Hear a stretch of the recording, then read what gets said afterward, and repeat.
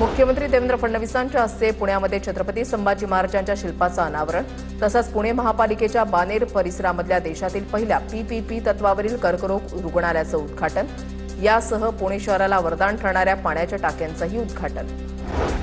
2019 मध्ये रोहित पवार भाजपमध्ये येणार होते। भाजपमध्ये येण्याबाबत सगळी बोलणी झालेली। 2019ला योग्य पद्धतीने घडी बसली असती तर रोहित पवार आज भाजपचे आमदार असते, मंत्री नितेश राणे यांचा दावा। आपलं सरकार असलं की कमी बोलावं लागतं, विरोधी पक्षामध्ये असताना जास्त बोलावं लागतं, चिमटे काढावे लागतात पण जरा जपून चिमटे काढावे लागतात, मंत्री बावनकुळेंचं नागपूरमध्ये वक्तव्य। नांदेडमध्ये भाजपच्याच कार्यकर्त्यांनी पंतप्रधान मोदींच्या आवाहनाला हरताळ फासला। भाजपचं 2 दिवसीय प्रशिक्षण अभियान वातानुकूलित हॉलमध्ये घेतलं। कार्यकर्त्यांना जेवणाची शाही मेजवानीही दिली।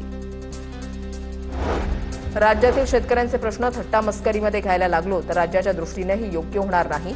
आंबा काजू उत्पादक शेतकऱ्यांच्या आंदोलनावरून सदाभाऊ खोतांचा सरकारला खर्च आहे। शक्तीपीठ महामार्गाच्या नावाखाली 2029च्या निवडणुकीसाठी 58,000 कोटींचा निधी लाटण्याचा डाव। शेतकरी नेते राजू शेट्टींचा आरोप, शक्तीपीठ हा टोलच्या माध्यमातून जनतेला लुटण्याचा धंदा असल्याचाही आरोप।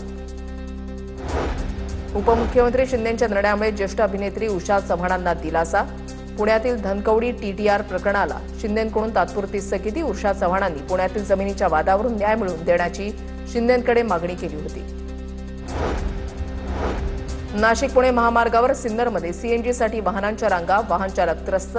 सीएनजीचा पुरवठा खंडित झाल्यानं सीएनजी भरण्यावर मर्यादा। पुण्याच्या भोरमधील मांढरदेवी घाटीतील 3 किलोमीटर रस्त्याचं काम 3 वर्षांपासून रखडलं।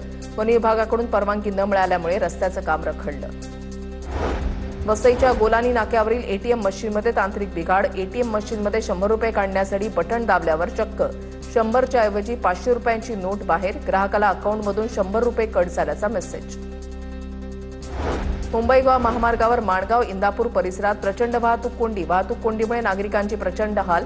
माणगावमध्ये रस्ता अरुंद असल्यानं वाहतूक कोंडीची समस्या वाढली। कृष्णा सहकारी साखर कारखान्याच्या निवडणुकीचा कार्यक्रम जाहीर। उद्यापासून निवडणूक अर्ज दाखल करण्यास सुरुवात। 21 जूनला मतदान होणार। कृष्णा कारखान्यावर भाजपा आमदार डॉक्टर अतुल भोसलेंची सत्ता।